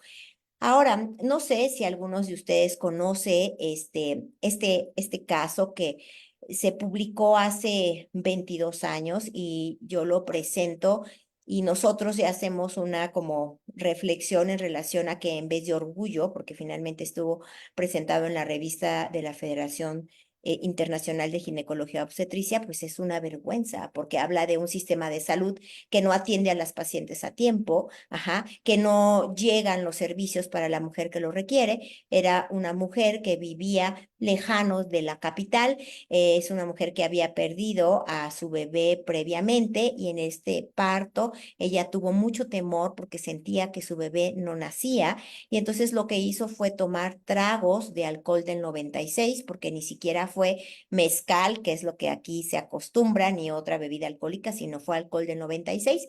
Y con un cuchillo ella tomó y sacó a Orlando, que es el bebé que vemos aquí, y posteriormente a los pasos de las horas llegó a un hospital aquí cerca de la capital, pero no directo a la capital, sin hemorragia, con solo una sutura de la piel que había hecho una TAP, que le llaman aquí como un personal que no es un médico, sino es un personal que asiste nada más. Y bueno, finalmente yo les preguntaría, ¿de verdad los tiempos hoy han cambiado? Tal vez para el sur no han cambiado. Si nosotros nos vamos a esos tiempos, esa temporalidad del 2002, vemos aquí que habíamos más o menos 1,300 muertes maternas y en el 2003 se cierra en 644 muertes maternas. Entonces estamos todavía muy arriba de lo que quisiéramos. Quiero hacer un poquito de énfasis sobre este tema porque tanto el estado de Chiapas como el estado de Oaxaca, los gobiernos siempre le han apostado a la partería como una herramienta para la disminución de la mortalidad materna. Y yo, en este análisis que se hace, lo hace Paola Cecia, que es una antropóloga que siempre ha estado investigando la mortalidad materna, hace un informe ejecutivo después de la pandemia en los estados que estamos aquí, que somos del sur sureste, y nos dice lo siguiente, y quiero que ustedes piensen y saquen algunas conclusiones, ¿no? En la pandemia, perdón, las parteras nos dice que siguieron atendiendo a las mujeres, que no vieron como un obstáculo el que ellas pudieran tener un virus, pero ojo, nos dice también que no solo atendieron a las mujeres embarazadas, sino atendieron a la población en general. Y ese es un punto que a mí me genera mucho ruido, porque yo digo, ¿qué hace un personal que está atendido que está capacitado, perdón, para la atención de un parto, atendiendo a una población en general, ¿sí? En este informe también se interrogaba a personal de salud que tenían parteras, y entonces ese personal de salud, por ejemplo, aquí fue una revisión de Yucatán, dice, no hay equipo de partos en ninguna unidad médica. Se dice que si alguna paciente llega, el médico lo que va a hacer es la Santa Cruz, porque no hay material, no hay oxitocina, no tenemos nada para atender una emergencia obstétrica. Y sabemos, todos los que estamos aquí, que este tema nos ha interesado, que todas las organizaciones nos dicen, vamos a lograr una disminución de la mortalidad materna en la medida que nosotros tengamos un personal capacitado. Aquí vemos que la gente no está capacitada, que no llegan los recursos y por lo tanto seguimos siendo hospitales que son elefantes blancos, ¿sí? Algo muy importante a recalcar es que sí se considera en estas comunidades a la partera como un pilar principal para ese enlace entre la comunidad y el médico. Y eso es algo que tal vez nosotros podríamos aprovechar, porque finalmente esas mujeres se sienten muy cómodas con un servicio de partería. Sin embargo, la partera podría ser útil si se incluyera dentro de un sistema de salud. ¿Sale? Que estuviera tal vez el médico y la partera trabajando en el mismo lugar. Vamos a esta realidad. Los que me conocen saben que yo soy sumamente orgullosa de mi estado, me encanta, lo presumo, ¿sí? Y así como lo hacen los gobiernos, presumen sus estados, pero vamos a ver esto. Esto es una realidad, al menos de Oaxaca. Es sabido que en las poblaciones con altos índices de mortalidad materna son precisamente aquellas más vulnerables en el aspecto social, económico, político, cultural. Entonces, el encontrar que una mujer vive en estas condiciones y que nosotros como médicos tenemos que llegar a buscarlas y encontrar a una mujer así, que es probable que en ese momento tenga alguna urgencia obstétrica, que no va a ser fácil sacarla de su comunidad, primero porque hay una resistencia de las propias mujeres a dejar sus sitios. Son mujeres que dicen, yo prefiero morirme aquí a que me lleven a otro lugar, que también tenemos la barrera del esposo que tampoco nos ayuda, que el médico con los mínimos recursos llega a brindarle una atención. Si esta paciente empieza a convulsionar aquí, el médico, ¿qué posibilidades tiene de atenderla? Si tiene una hemorragia obstétrica, ¿qué posibilidades tiene de atenderla? Y entonces esta es la realidad de los estados del sur-sureste, ¿sí? Donde las pacientes son trasladadas en estas condiciones, son grandes distancias y al final llegar a una ambulancia que las puede tomar y llevar a un hospital, que es un hospital blanco, y finalmente las pacientes pues seguirán en las mismas condiciones y seguirán falleciendo. Entonces, se sabe perfectamente que el riesgo de morir para una mujer embarazada es 10 veces mayor si yo comparo Oaxaca con Nuevo León. ¿Sí? Y así podríamos hacer diferentes comparaciones. Ahorita que estábamos viendo lo interesante, el mundo tan fascinante de lo que es pues una placenta y sus alteraciones en su inserción, y ver que hoy en día tenemos muchas opciones para atenderlo. Como decía el doctor Pablo Millo, acabo de estar con el doctor Nieto y el doctor Jaraquemada, y uno se impacta de los manejos que ellos hacen, desde la compresión de la aorta, de la forma en que ellos dominan la anatomía y que sus pacientes pueden tener grandes esperanzas de vida. Pero si yo esto lo traigo a la realidad, que no solo es la realidad de Oaxaca, sino es la realidad de muchos estados también, y sobre todo los que estamos al sur-sureste, pues nos quedamos muy lejos de ese sistema de salud de sueño, de ese sistema de salud que tiene todo. Me encanta saber que Perinato ya tiene el aparato para recolectar la sangre, pues aquí no tenemos nada.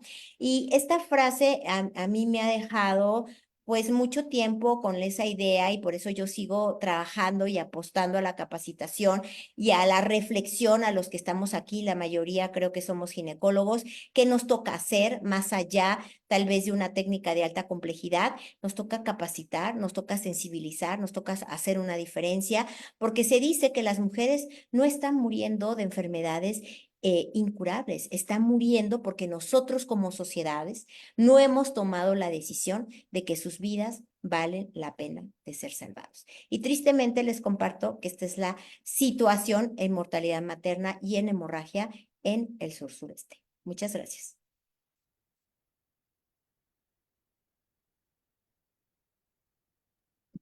Solo tenía 10 minutos, por eso hablé muy poquito. Muchas gracias, Esperanza.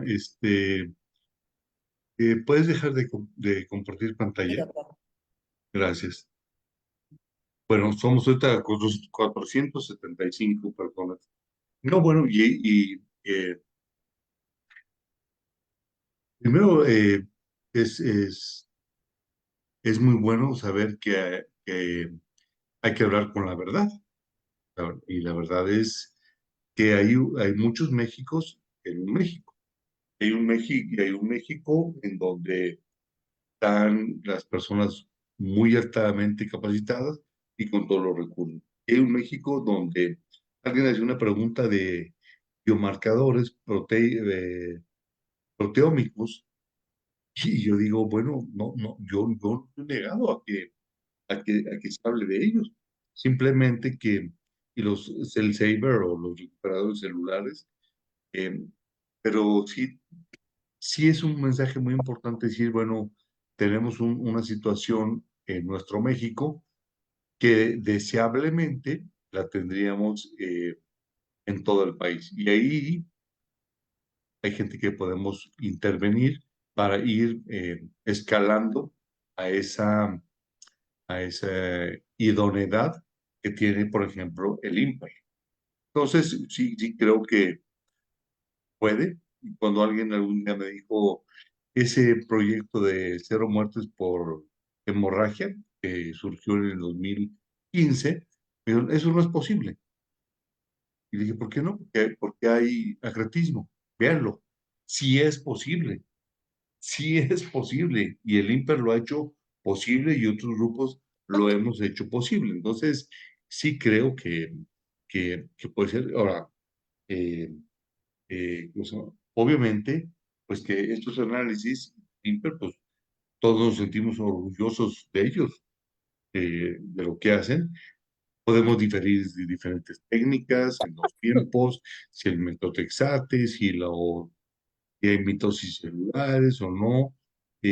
Pero sí también yo me gustaría enviar un mensaje porque yo voy a todos los regionales, acabo de estar en Ciudad Juárez, estuve en Veracruz, estuve en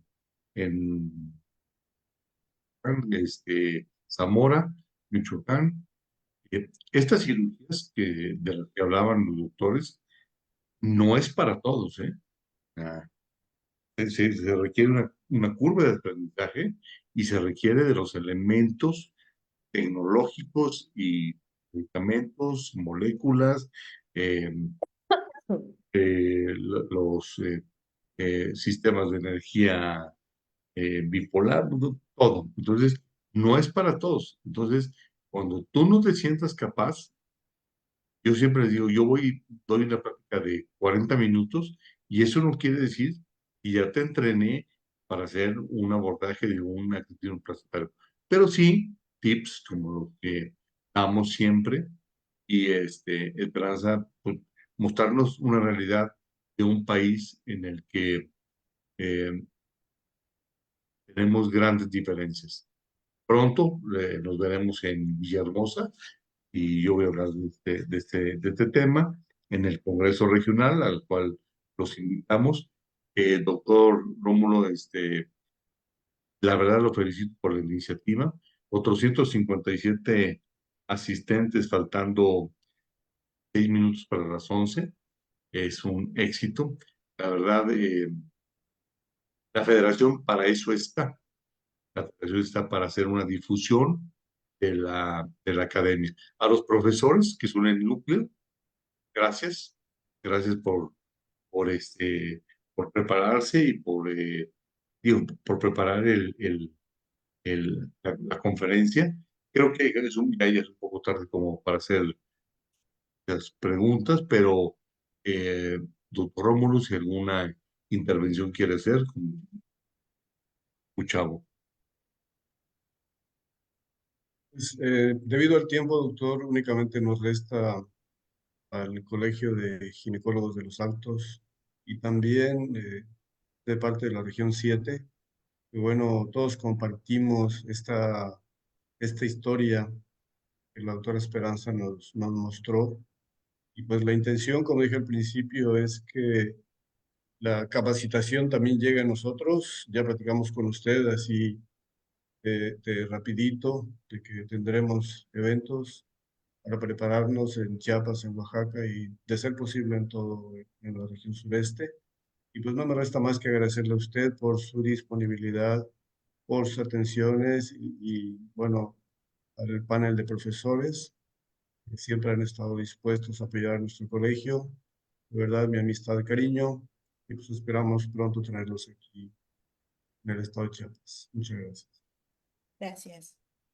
Pues bueno, José Antonio, bueno, Gracias. Ana, Gracias. damas, José Antonio, Mario, gracias, que tengan una bonita noche y sin duda yo siempre lo he dicho así, es como aventar una piedra en un lago y que va haciendo ondas y estas ondas pues van llegando a diferentes, se van expandiendo y esta es una enorme contribución para que se vaya expandiendo a toda la República Mexicana. Hoy tuvimos en tu punto mayor 544, estamos ahorita 424 personas conectadas.